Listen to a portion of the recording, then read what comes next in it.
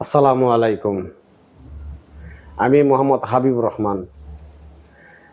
আমি 1983 সালের 30শে মে সাভার ডেইরি ফার্মের প্রথম চাকরি যোগদান করি।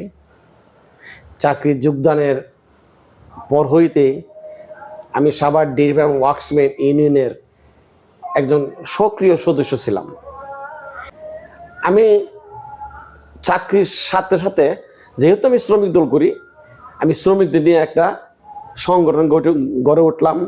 সেই সংগঠনের নাম হইল বাংলাদেশ জাতীয়তাবাদী শ্রমিক দল সাভার ডেইরি ফার্ম।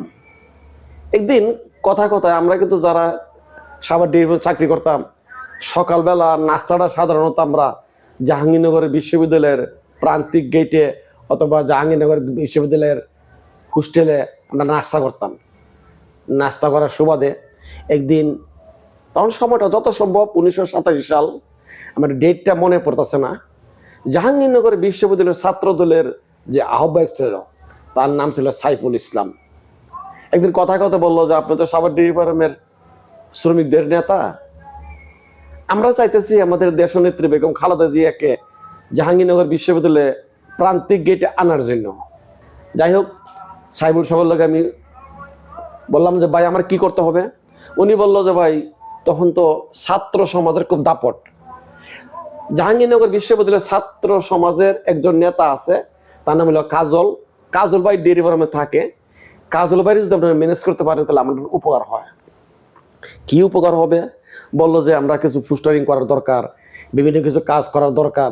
আমি তখন সাইফুল সাহেব বললাম যে ভাই একটা শর্ত, নেতৃত্ব আমি জীবনে কোনদিন স্টেজে উঠে দেখি নাই, আপনি যদি সেই স্টেজে ওঠার সময়টুকু আমার দেন, আমি আপনার কাজ করে দেবো, আমি আপনার কাছে একটু আবদার রাখলাম। তখন উনি বললো যে ভাই যেহেতু ছাত্র গণ জমায়েত, এখানে তো শ্রমিকদের কোনো পাংশন নাই, তারপরে আপনি যে কাজ আমার করে দিচ্ছেন, এই কাজের ফলস্বরূপ আমি আপনাকে 2 থেকে 3 মিনিটের সময় দেবো, অনুমোদন নিয়ে সেটা আপনি যাতে আপনার বক্তব্যটা পেশ করতে পারেন। আমি তো আরও খুশি। সেই খুশিতে আমি জাহাঙ্গীরনগর বিশ্ববিদ্যালয় সহ সাভার ডেইরি ফার্ম সহ আমার কিছু শ্রমিক নিয়ে পোস্টারিং লাগানি আরম্ভ করলাম। তখন নেত্রী স্টেজে ওঠার আগেই আমরা তো মিছিল নিয়ে দাঁড়াইছি, তখন একটা নেত্রীকে সম্মান জানাই একটা গান গেছিল, যদি তোর ডাক শুনে কেউ না আসে তবে একলা চলো রে। তখন নেত্রী ওইটা হাতে তালি দিল। সেই মুহূর্তে আমার নাম আসলো।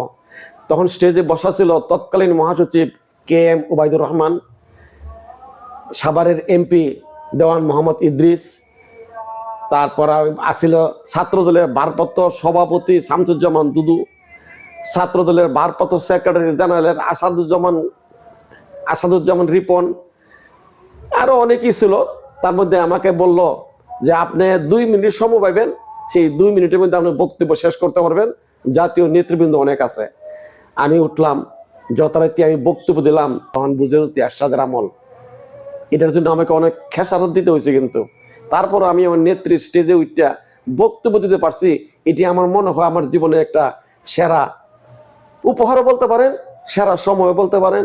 আর যাই বলেন, আমার সবথেকে চিরদিন এই জিনিসটা আমার মনের মণিকোঠায় রেখে দিলাম। যথারীতি আমি সাভার থেকে বদলি আইসা বললাম মাধবপুরে চাকরি করলাম। মাধবপুরে চাকরি করার পরে আমি 2021-এর 1 আগস্ট হইতে আমি আমার চাকরি জীবন থেকে অবসরে গেলাম। আমার চাকরি জীবনে যে সুখ সালাদ ছিল, এইটাকে বজায় রাখার জন্য আমি আর কোনোদিন কোনো রাজনৈতিক মঞ্চে বক্তব্য রাখি নাই।